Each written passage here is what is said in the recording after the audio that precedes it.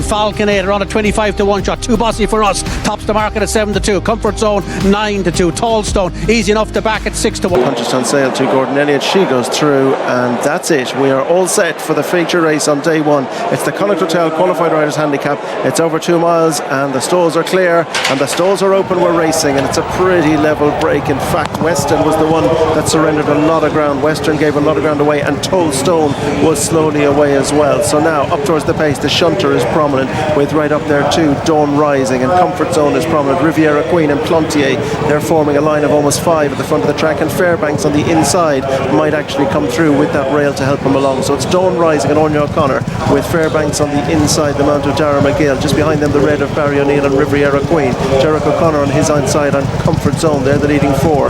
Right up behind them, Plantier is a little keen in the yellow and blue. Wider again in the blue cap, that's the shunter. And just in behind them, Familiar Dreams with Mon Coeur on the rail. Further back to Westminster Moon in the orange cap of War Rooms. Ragmans Corner is next, and then the blue.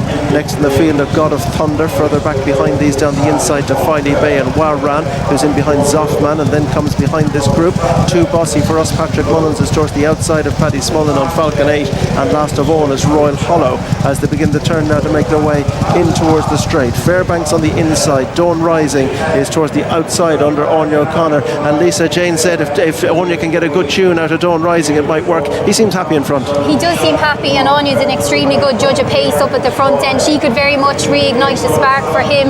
In contrast, at the back in the white with the pink, baby pink cap, is Patrick Mullins on the favourite 2 Bossy for us, who looks like he's nice and settled, Richard, as is Tallstone, who's actually just in front of him as well, with the hood back on for John Gleeson. Tallstone, who surrendered a bit of ground out of the stalls, but it's Dawn Rising who leads Fairbanks. Riviera Queen 3 in the red on the outside. Comfort Zone, the white cap of Derek O'Connor next. Mon Coeur down the inside, then the shunter with Ragmans Corner and Familiar Dreams. Plantier is next, then Westminster Moon on the inside of the keen running War Rooms in the orange cap under Finney Maguire. They're followed by God of Thunder, who's next, and then just behind these is Filey Bay, Zoffman and Wahraan. This group chased by Tallstone. Further back to 2 Bossy for us. Patrick's going to have to come almost last or first. On the outside of the back of the field is Royal Hollow, and also towards the back Falcon 8. Paddy Smullen will have to pass them all, but David Dunson practically did that a year ago. Fairbanks on the inside of Dawn Rising. Just in behind them on the outer is Riviera Queen. Plantier wider again.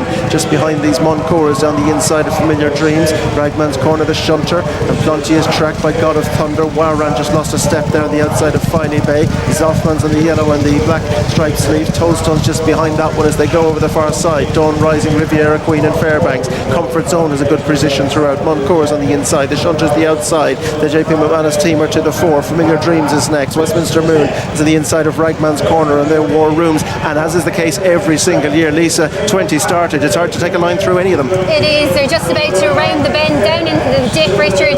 They're going to get nice and congested now, because everyone's going to be looking for a nice position as they roll down the hill, so they get a nice position at the top of it. You can see Comfort Zone and Derek's looking for the gap. The light pink cap at the back of the field is Patrick Mullins. He's just about to try and pull the trigger here, but he's got a wall of horses ahead of him. Up front, Dawn Rising still travels well. Barry O'Neill gets a little lower on Riviera Queen. Fairbanks on the inside. Comfort Zone and the shunter trying to switch out. Plantier is next, then God of Thunder, and moving out into getting hampered there was Westminster Moon shuffled back. They're chased by Tallstone, who's trying to pick up, but Dawn Rising and Plantier, Anya O'Connor and Jodie Tone into the 4, trying to stay on the outside as Wahraan and Kevin Healy. The shunters battling away in the centre. Ragman's Corner, 2 Bossy for us is coming right round the hard shoulder, but out front Filey Bay and Alan O'Sullivan have gone to the front. Plantier is next with Dawn Rising. Next behind these is the shunter, and over on the near side Wahraan has got a big shout on the near side rail. On the far side it's Filey Bay, on the near side it's Wahraan as they go up towards the line. 2025 is Alan O'Sullivan's year in the Connacht Hote.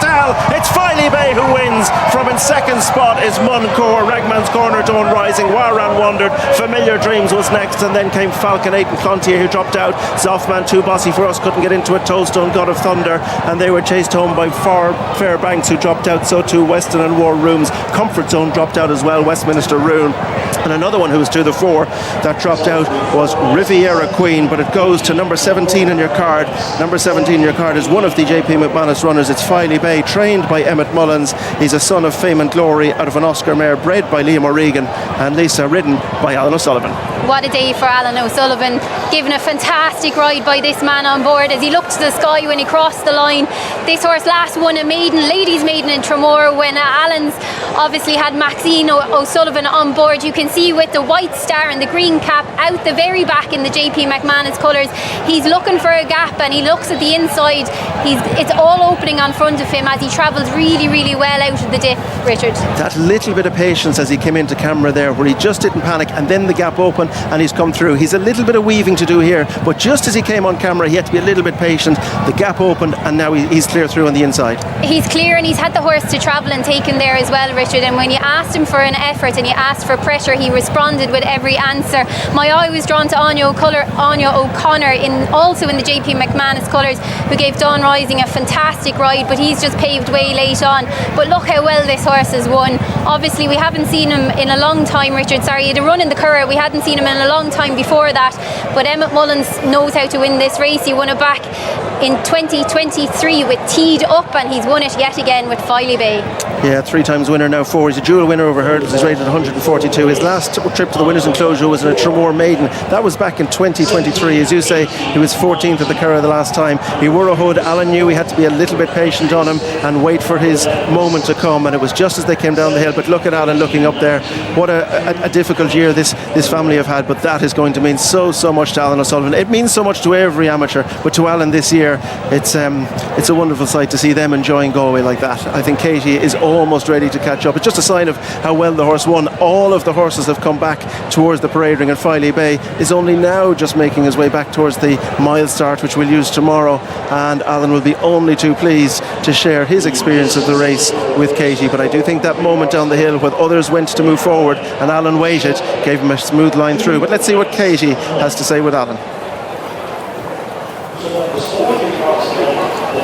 Alan, absolutely brilliant. I mean, this race is steeped in history, and as an amateur, every amateur wants to win it. The Connacht Hote Handicap. Well done. Yeah, thanks a million, Katie. Unbelievable to win it. First of all, sympathies to the O'Grady family. I never had the privilege of riding for Mr. O'Grady, but he was a great trainer and he did a lot of good in the sport. So, yeah, he'd be sorely missed. He sure will. That is for sure. But today is all about you, Alan, and this is the feature race here in Galway, and you gave him an absolute peach. Talk us through it. Yeah, well, I was riding for a good man. First of all, I'm incredibly grateful to Mr. McManus and to Mr. Berry, but especially to Emmett. You know, he put his neck on the line to have me on this horse. You know, I'm not one of Mr. McManus's. You know, first time riding these colours as much as I love it, but he needs to look after his own too, and I'm not one of them. So, like, incredibly grateful to Emmett, and I've been in there for the last month or so, and just a couple of days, and I've sat in this fella a couple of times, and I fell in love with the horse, to be honest, Katie. If anyone else said it, I'd roll my eyes at him, but something special about him the minute I sat on him, and yeah, to win it's just crazy. Talk us through, because it wasn't straightforward everywhere. No, I kind of half missed the break, but you know, it nearly helped me, and I got stopped a couple of times, but at the same time probably helped me as well, because his horse that can be quite keen, and he settled like a dream today, and I got the gaps up the inner, I got the lucky gaps, and I don't think that's a coincidence, Katie, to be honest. We'll touch on that note. You say that's not a coincidence, and you and your family have had an unbelievable tragedy in your family with the loss of your brother Michael, and you're pretty sure he was looking down on you today. He's looking down on me since today. He left us, Katie. It's just, it feels wrong to say, but I just have so much confidence now knowing that he's looking down on me, and yeah, to do this for him, I think he'd be proud, you know.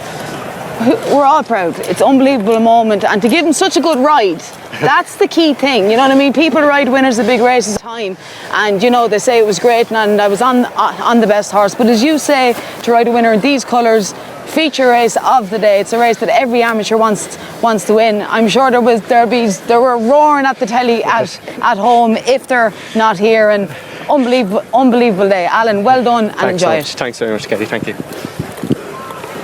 Oh, a magical day is right, and he was so like his brother there, Jane. When the experienced riders were looking for the out, and the most experienced of all went via Air Square, this guy was looking for the gaps down the inside. He's cool, isn't he? He's got a bit of instinct, you know. I know it doesn't always open up, but he took the chances, and yes, he had a horse to go there, but he didn't panic when the gaps opened. He didn't rush into them.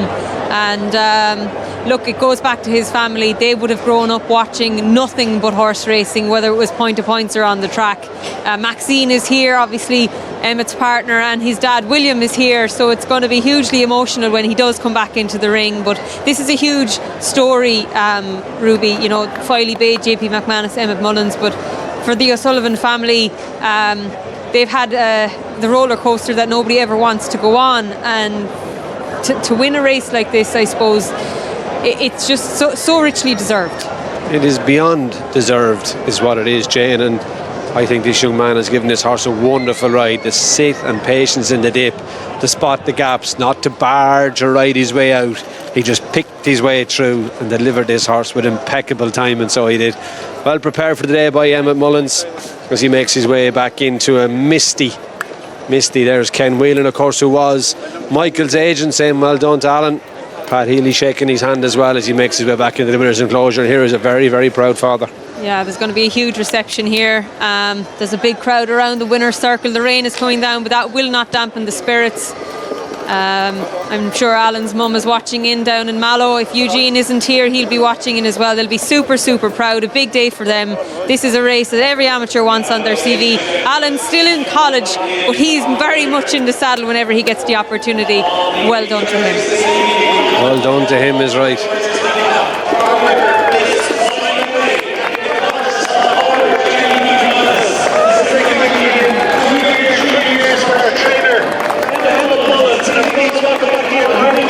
The magnitude of the occasion hasn't been lost on the crowd in Galway either, as Oliver O'Sullivan makes his way into dismount Filey Bay, who has run out an impressive winner of the Connacht Hote Qualified Riders Handicap.